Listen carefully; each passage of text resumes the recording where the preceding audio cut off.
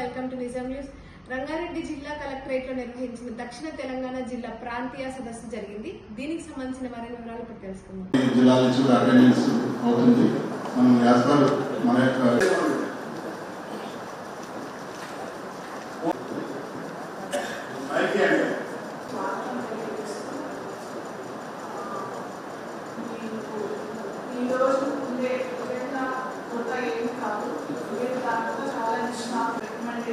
వివరాల్లోకి వెళ్తే రంగారెడ్డి జిల్లా కలెక్టరేట్లో నిర్వహించిన దక్షిణ తెలంగాణ జిల్లా ప్రాంతీయ సదస్సు స్థానిక సంఘ ఆర్థిక స్వయం సమృద్ధి సాధించడమే లక్ష్యంగా ఆర్థిక సంఘం కసరత్తులు ముమ్మరం చేసింది.